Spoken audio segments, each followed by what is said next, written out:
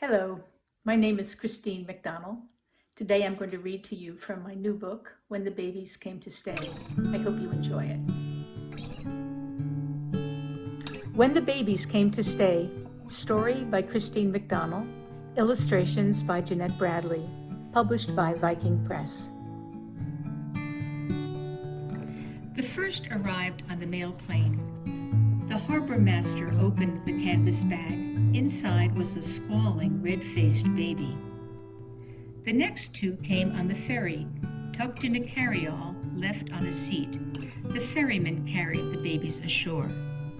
The fisherman found the fourth on the pier, asleep on a pile of nets, smelling faintly of mackerel. 4 little babies on one small island. Where did they come from? Where did they belong? Will they ever be quiet? Asked the fisherman. What do they eat? Asked the ferryman. What should we do with them? Asked the harbor master. Return them to the mainland, bellowed the mayor. But should we? The librarian asked. She usually knew the answers to questions.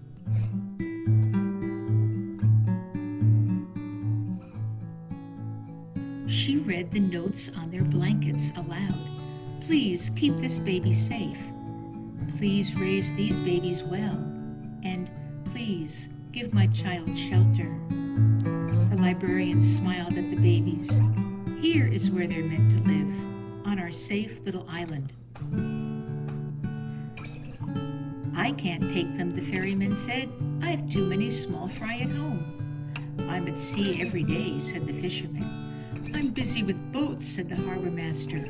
My work's too important, said the mayor. His chest puffed out like a gull. Then I'll do it myself, the librarian said. The librarian lived above the library with treetops in her windows. She slept in the attic. The skylight above her head showed the moon and stars at night, and the sun woke her in the morning. Where would the babies fit? The librarian emptied the storeroom. She painted the walls and polished the floor. The fisherman made cribs from lobster traps. The harbor master sewed sails into coverlets. The ferryman strung nets in the windows. The mayor gave his approval. What shall we call them? The librarian asked. Fred and Ned and Ed and Ted, the ferryman suggested. 2 are girls, the librarian reminded him. Peg and Meg, the fisherman said. Name one after me, said the mayor. Murgatroyd was his name. The librarian looked at the shelves. She knew what to do. She named them alphabetically in order of arrival. Agatha, who came by air. Bram and Charles, who arrived on the ferry. Dorothy, who napped on a pile of nets. And their last name? Book, of course.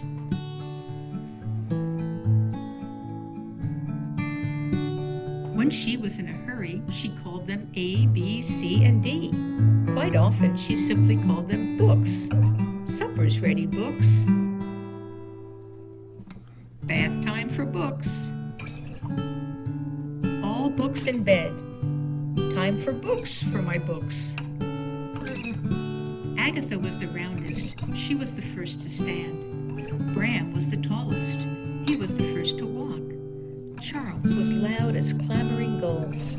He was the first to talk. His first word? Book, of course. And Dorothy was quiet as fog. She loved to laugh. A year went by, and then another. The babies belonged to the island. The fisherman sang them chanties.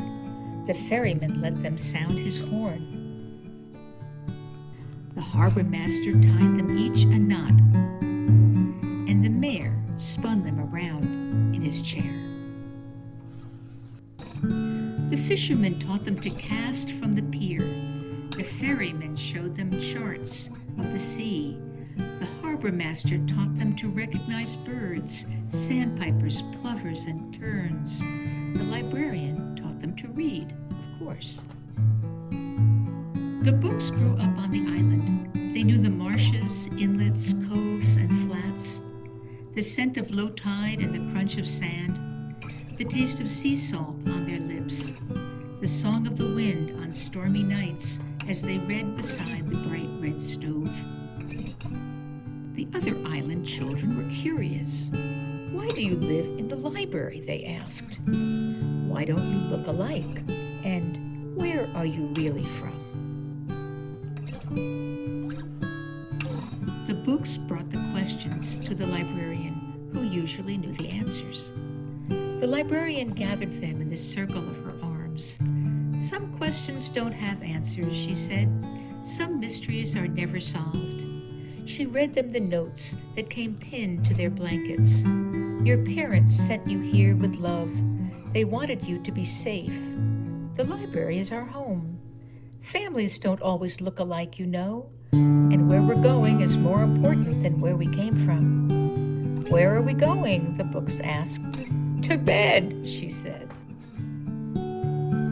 That night she told them their favorite story, how Agatha came by air, Charles and Bram arrived on the ferry, and Dorothy appeared on a pile of nets, the best catch of the day. "Your last name is Book," she reminded them. "And that's your name too," they said. "Yes, I am Eleanor Book," she said as she tucked them in. "So we are A, B, C, D, and E." A, B, C, D, and E were a set of books. The library was where they lived, and the island was where they belonged.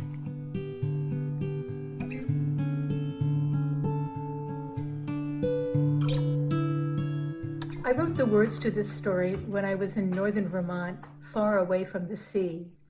Imagination is so unpredictable. I think it's a story about welcoming the stranger, about taking care of people who need our help.